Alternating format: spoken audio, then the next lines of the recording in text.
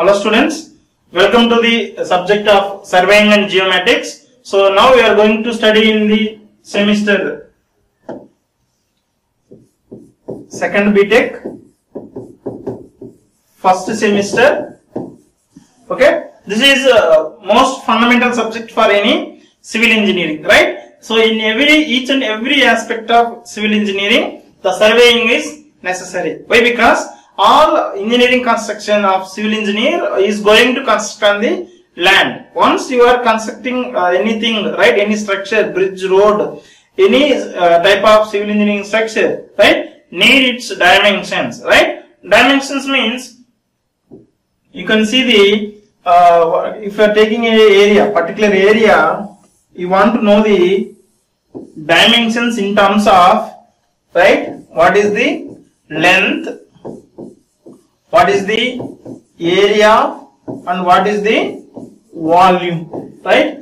These three are required for any civil engineering construction, right? Starting from the selection of site, the site where we are going to start your construction, either it may be house or bridge or any road, right? Any dam or anything, it needs its own site, right? So to give marking on the site and to start your construction, right? So each and every point of time you need these dimensions, right? So that's why civil engineering mainly related with the surveying. This is most important and most fundamental subject for civil engineering, right? So this subject will go and gives us the so many topics, right? Which includes so many fundamental things regarding what is calculating all this length, area, and volume. With help of very ancient instruments like chains and other instruments to advanced instruments like satellite images, GPS, GIS. Okay, so we have total subject in this thing, right? Now, what is the important of surveying, right? So surveying mainly used here. This is the surveying instrument called total station. This is used in the construction of building, right? Now you can see here the columns of a building, right? To establish the correct location of the column, right, the instrument is needed to establish this point. Now here we can see these people are doing a land surveying here. That means they are calculating the area, right? They are calculating the even what is the horizontal distance and as well as the vertical distance. That means height of that particular thing, right? Now here we can see these people are doing surveying in the case of what is called transportation, that is road construction. Here people are digging something, they are cutting the hill area, okay? So they need to come with the level surface. To establish the level surface, surveying is needed. To measure the length of the road, surveying is needed. To measure the width of the road, surveying is needed, right? So once after the construction also, we have to measure the correctness. Suppose this is a 2-lane highway. Now if we want to go for 3-lane, right, the necessary survey has to be taken. So in that survey we are going to know what will be the width of increased length of width of the road and as well as the how much area beside to that particular highway to be acquired, right? So you need to get the from some particular landowner. We have to tell that this much of land we are going to acquire for this road what is called widening process. To know that values we are going to survey that particular land. Okay. Next here you can see that even this surveying mainly used for railways also. If these line 2 lines are there, if you want to establish one more new line or if you are going to start new railway construction, right? So you need to give the markings and everything, distances you have to calculate and points to be route also you have to establish in what route the railway is going. For that purpose also surveying is needed. Here this picture taken for the Hyderabad Metro Railway, right? So in towns also for the construction of highway metros, right, we need the survey. Okay, so this is the importance of survey in civil engineering life, right? Starting from building, transportation, dams, right? So for any type of thing, survey to be needed, right? So next we can see the syllabus of this particular subject, right? That is surveying and geometry. Here we have the 5 units, right? The first unit will deals with the all basic concepts, right? So it is introduction as well as the basic concepts. Introduction as well as the basic concepts. Then measurement of distances, right? So normally we will start with the distances. Then what will be the directions? How we are going to measure the direction? Direction will be measured in terms of angles, right? Thetas. Then what is the linear distance? How we are going to calculate, right? Now we are having the prismatic compasses to measure the directions, right? To measure the linear measurements, we have the tape, chain, right? Like the different type of equipment. Then coming to the second unit, it is going to completely deal with the leveling. This is most important surveying technique, right? Where we can measure the vertical distances, right? So if you are constructing a road or railway line, right? So railway line and highway should be in somewhat plane, right? It should be like a same level, right? So no railway line will have undulations like this, right? It should be a straight line. No railway line should not be like this. Even highway or roadway will look like this, but we can't see railway line like this. Okay, to establish this straight line, right? So we need the leveling, and also to know the vertical height of any object, we need to level it. What level it is there, right? Level means vertical distance, right? Now based on this leveling, we are going to have the contouring. Contouring means on a map we are going to note it down. Okay, if you are taking any map, right, with help of contouring, we have to we can measure the mountains, wherever mountains is there, wherever any valley is there. With help of these levels, we are going to know in that particular map which is the hill and which is the valley. Okay, for construction of any railways or roadway, it will be very useful. Even for construction of reservoirs and dams also, it is very useful. So that is contouring. Then we know how we are going to measure the areas of a land, right, and volume of any object, right, any what is called earthwork, right. So next, unit 3 will deals with a special type of instrument called theodolite. Theodolite can measure even horizontal angles as well as the vertical angles, right. So here we can measure in the case of first unit we can measure only horizontal angles, but in case of theodolite we can measure the both horizontal as well as the vertical distances or heights, right? Sorry, angles. Now here we have a special technique called traversing. That is, we have to shift our instrument to one point to the next point. We can what we can say, we can continuously do our surveying. Suppose if you are starting surveying the road from Guntur to Tenali, right? So you can start a survey from Guntur and it will go continuously reach to the Tenali, right? So that is a open traverse, but we can go for even closed traverse also. If you want to measure a area of some particular playground, right, you have to go move around the total boundary of that particular land, right? So there we can see the closed traversing. Then coming to the fourth unit that deals with the curves, right? So curves are very important in case of highways and railways, right? So in highways normally you can see the curve like this, right?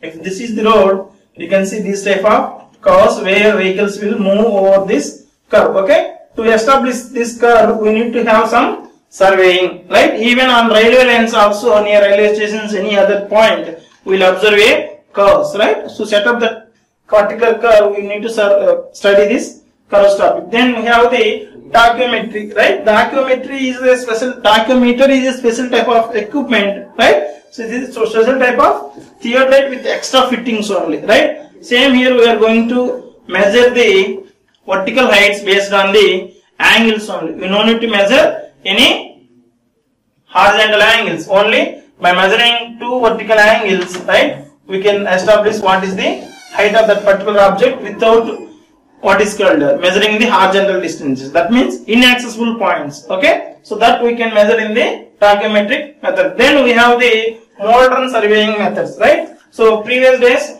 right, to measure horizontal angles and vertical angles, so many people were used, but nowadays we are going to use completely electronic devices. That type of devices are total station and other instruments are there. So those we will study in the modern surveying. Then coming to the fifth unit called, this is a photogrammetry surveying, right? Here we are going to take photos from a some drone, or it may be from helicopter, it may be from what is called aeroplane, or it may be from the satellite. A satellite images, aeroplane images, we will fix the camera beneath the aeroplane or drone, right? So with help of that cameras, right, we are going to capture the total land over there. We are going to take the photographs, right? So that photographs we will attach totally, and we can survey for a whole country or whole state or a particular very high region, what is called very big regions we can do with help of the photogrammetry, right? So this is most interesting and beautiful subject for the civil engineering, right? So if you at least knowing all these things, you can be appointed as a government surveyor in government departments, right? So surveyor is having much what is called importance as well as the need, right? So now we can see the what is the unit 1, right? What are the topics we are going to study in unit 1? Now you can see here, right? We already told that it is completely regarding introduction as well as the right basic concepts, right? This is regarding about introduction as well as the basic concepts. Now you can see the introduction. That is what is meant by surveying and what are its objectives. Then what are different types of surveyings, right? What is the principle of surveying? Surveying accessories, that means any extra instruments we are going to use. Then introductions to the compass, right? Compass and leveling, plane table surveying, then measurement of directions and distances, then linear distances with help of chain and tape, right? Chain and tape. The next, prismatic compass. This is to measure angles, right? This complete topic deals with the angles, and this is distance deals with the distances, right? So here we are having the some kind of instruments, right? So that is called compass to measure the horizontal angles. All topics will be discussed in the first unit. Okay. Next we will see the definition of surveying. This is most important thing. We can get this for the 2 marks question in the examinations. What is mean by surveying, right? Even as a civil engineering, we need to tell what is the meaning of surveying, right? So it is very old and ancient method used by the man, right? So here you can see that surveying is the art. It is a art or a science, right? So what it means? It is to determine the relative position on, right? If you are taking a earth surface like this, you are standing here, right? If you are standing here, right, you have to find this is the earth surface, right? So you have to determine points on. Suppose point A is locating on the earth surface, right? It is on the on. Some point B is locating above, or some point C is locating in the below, right? So now we are going to know about what is the distance from you and the point which is on the earth, right? How much height from here, right? From over this point A or over you, right? Even over you, what is the height the point B is located, and what is the depth, right? Below you, C point is located, right? So you need to know even the horizontal distances, right? Vertical distance, even depth and height will become under the vertical, right? So now he is telling that determining relative position. Relative position means the point is located from how much distance near to you, right? Either it may be in front of you, in back side of you, or it may be above or below of the particular surface, right? Above or below the surface of the earth by measuring the horizontal distance between them and by preparing a map or plan to suitable scale, right? So here we are going to know, right, the relative position from you or any other point, what is the horizontal distance and what is the vertical distance. Even some cases we can measure the angle also, right? Angles, horizontal distance vertical distance, angles. Okay, so to do all these things, it is a one kind of art. It is to determine the relative position, right? So this art is known as the surveying. This is the basic definition of surveying, right? So next we can see the objectives of surveying. What are the different objectives of surveying, right? So first point, we know that first objective is it is to determine the relative position of any objects or points on the earth, right? So the any point is located on the earth. Suppose what is the distance from your home to the college, right? So that is the horizontal distance or position, right? Position means the position may we can tell with help of horizontal distance, right? Vertical distance, even what is the angle or direction, right? Which direction from your home to the college is located, right? And which direction it is located. It may be south, north, right, east, west, with what angle. Okay, so you can show the direction. You can next time you can tell the what is the distance from your house to the college, right? So we can say vertical distance, horizontal distance, then angular direction we can say, right? To determine those things we need the surveying. Next, coming to the next one, it is to determine the distance and angles between the different objects. I already told this is used to know the distance and angles between any two objectives. Then to prepare a map or a plan, right? So if you want to construct a big house, right? So if you are going for buying a land also, they are going to come and measure your land, how much acres or how much cent, right? So you are going to buy, right? So what is your boundaries of your particular home? Suppose this is the area, right? So here we are going, here you are having the, this corner you are having your location or site for your building construction, right? So the particular surveyor will come to you, right? So he will measure your area. Suppose it is your 1 acre land. He will fix your boundaries and he will fix your land for your own property. So if you want to construct building here, you want to locate your boundary sites. Okay. So in this site only you can construct your house, right? So now, so like this, if you want to prepare a plan, or plan is a very small area, right? If you are taking a map for your district, map for your mandal, map for your Andhra Pradesh state, map for your India, map for your what you can say, world also, world map also we are having, right? This is a very large scale, right? If it is small scale, it is a plan. For large scale, it is a map, right? So to represent an area, particular area,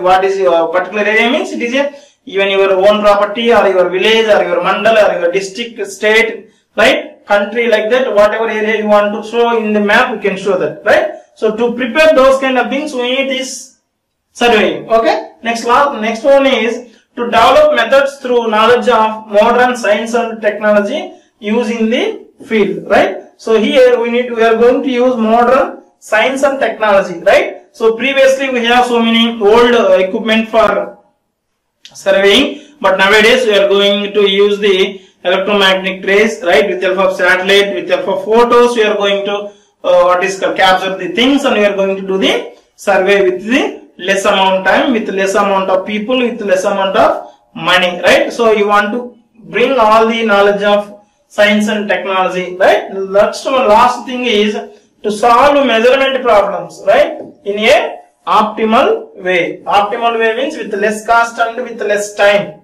with less amount of people. So you are coming with a conclusion to measuring any area or volume or length, right? So those kind of problems will be addressed with the help of the surveying. Okay. So next we will see the principles of surveying. This is most important question for 4 marks or 6 marks we can get in the examination. What is the basic principles of surveying, right? Here we are having the 2 basic principles of surveying, right? So the first one is always work from whole to part, right? This means you need to select whole area, right? So from here we are going to make it a different parts, then work in that particular area, then subdivide, divide. Okay. So this will minimize the errors. If you are starting from small to big work, it will create so many errors. Okay, so to avoid that errors, we are going to start work from whole to small parts. Then only all errors will be eliminated. That is the basic idea here. Then coming to the second principle called to locate a new station by at least 2 point measurements from fixed reference points, right? So if we want to fix a location, suppose point A is here, right? So if you want to establish a point C with some distance, point C with some distance. If you are telling that point A is located 10 meters distance, right, towards what is called point C is located 10 meters distance from A, right? So either it may be this direction, either it may be this direction, either it may be this direction. Any direction 10 meters we can establish the point C, but it may not be correct, right? So that's why to establish a correct location of C point, you need to have another one more point. With the help of one point, it may not be possible. You need any other point. Suppose you can say, you can take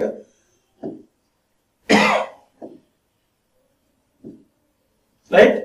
So you can take another point B and a point A. These are located between some with some distance. I need to establish a point C, right? So now we can take references from B point and A point. Then only you can establish a point C with accurately. With the help of one point, we are unable to locate a point of C here. That's why he is telling that to locate a new station by at least 2 point measures from a fixed reference is needed, right? So now we'll see the first point. Always work from whole to part. Already I told that you have to take big area. From that we are going to subdivide into a particular area. So then only we can reach to a accurate locations, right? Now he is telling that it is the first principle of surveying. The whole survey area is first enclosed by main stations or control stations and main survey lines. From this, then the area is divided into a number of divisions by forming well-conditioned triangles, right? So this is the first principle of surveying. We need to take whole area and establish the main survey lines, right? Main survey stations and lines. Control stations are main survey stations and lines we need to establish. From that we are going to again divide into small areas, right? Now you can see this is the whole area. Now here we establish the control points like A, K, H, G, F, E, D, C, B, like that. These are the main control stations in that particular area. Now with the help of these points you divided it again into small areas. Again these small areas again divided into small a, small b, small c, d, e, f, like that. Again we will going to subdivide like this, right? So by doing this we are going to what is called eliminate all errors, right? In the measuring any angle or any distances. Okay, that's why this is the first and foremost principle of surveying. Then we can see the second thing, right? We already told that to establish a location of a one particular point, you need a reference from two fixed points, right? So to establish a point C in a particular location, you need references from 2 points, that A and B, right? Now we can see we can fix this C point, telling that from A, C point is located in a suppose 10 meters. Then from B point also this point is located. We are going to say this is 10 meters. Okay, both 10 meters wherever it is going to intercept, that is the location of point C. Otherwise, in some case, A is located, C is located with some angle from A, and also C is located with some angle from B. With the help of angles also, we are going to locate that particular point C. Without 2 points, we can't able to establish, right? At least 2 points are necessary to give a point of C, right? So now we can see here in this diagram, right? So first thing, from with respect to A and B, C is located, right? So B point, from B point,